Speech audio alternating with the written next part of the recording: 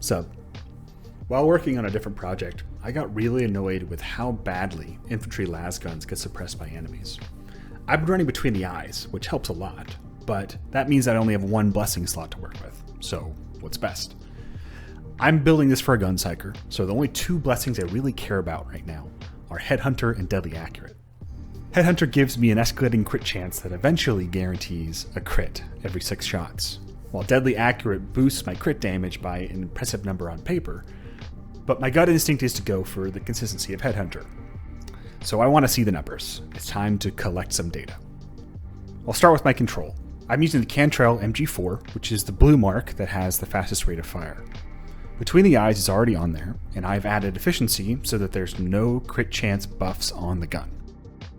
I've also cleared my skill tree so that nothing is giving me any buffs there, and at this point, shooting things in the Psychanium will give me a good idea of the base crit rate of the gun, and the damage that those crits do.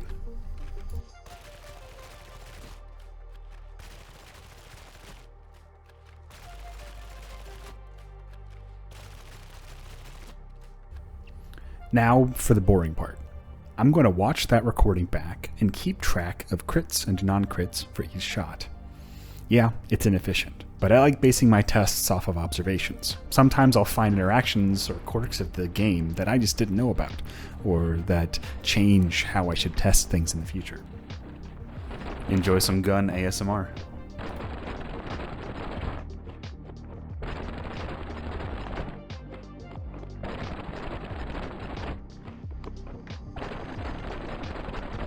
Once my control test is done, I'm ready for Headhunter. I rebless the same gun with Headhunter, replacing efficiency, then run the same test again and record it. Also, I wanted to take a second to point out something funny with Fat Shark's sound design here. An audio engineer intentionally made the crit sound effect satisfying. They are pavloving us to want more crits. Listen.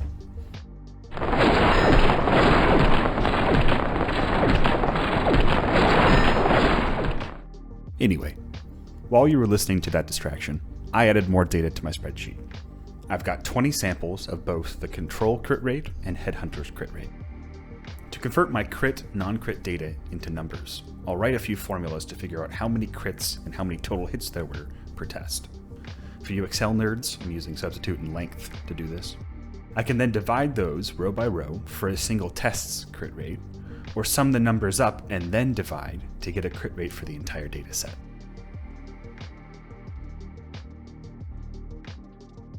The data shows about 16% base crit rate and about 38% with Headhunter. We did it, everybody. We've proven that Headhunter does indeed work. These crit rates are nice to know, but what really matters is the total damage I do over a long period. Once I write down some damage numbers, I can calculate how much damage I would theoretically do over the course of, say, 100 bullets. I would do this calculation 3 times. Once for the control, with no blessing helping me out. Again with Headhunter, which is the same as the control, but with a higher crit rate. And finally with Deadly Accurate, which has the same crit rate as the control again, but with a higher crit damage this time. A quick note, I've got 4% crit chance and 8% elite damage on this roll. This won't matter during my testing, because I will only be comparing this gun to itself, but your numbers may be different than mine.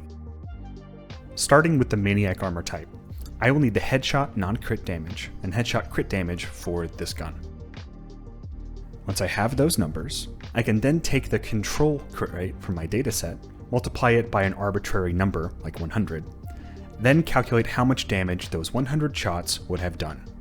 I'll do the same calculations for a Headhunter roll, but this time using the Headhunter crit rate instead of the control crit rate.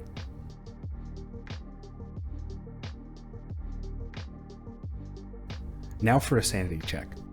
You may be asking yourself, why are these 30 and 32 numbers so close? What we can do is go up to our crit rates and subtract the control from Headhunter.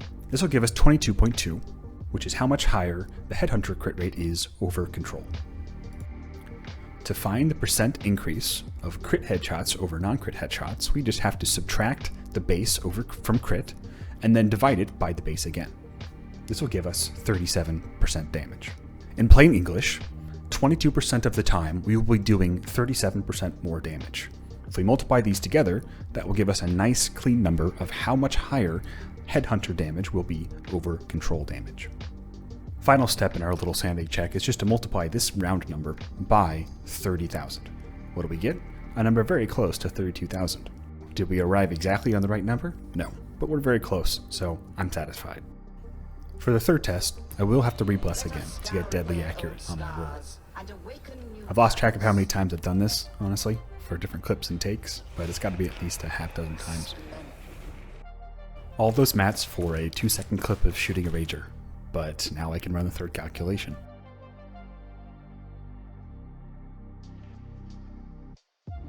So, in short, I know that against maniacs, headhunter will add about 8% to my total damage output, and deadly accurate will add about 11%.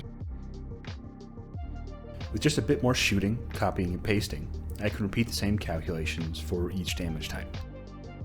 Aside from carapace, the test results all matched the maniac calculations. Deadly accurate consistently gave higher total damage over headhunter. The one exception is carapace, which on a lasgun was going to be a bit weird anyway. Technically, my first gut instinct was correct here. Consistent crits result in more damage over bigger crits, since crits penetrate through armor. Does this mean that headhunter is the carapace solution? Absolutely not. It still takes way too long to crack carapace with an infantry lasgun.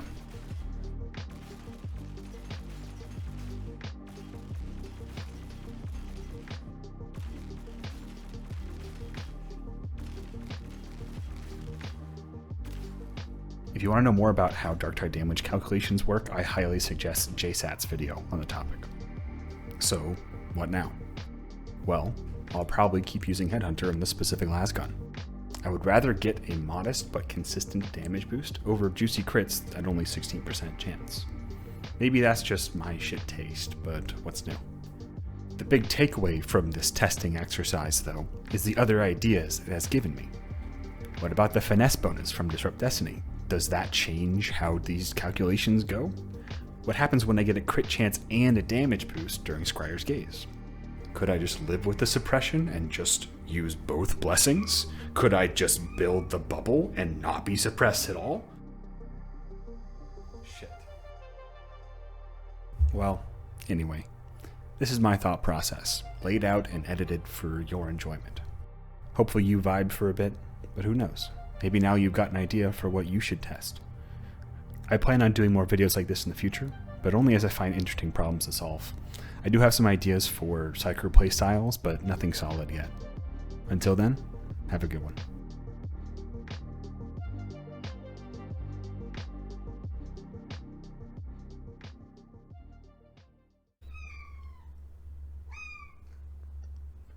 The data shows about 60% base crit rate on this gun, and about...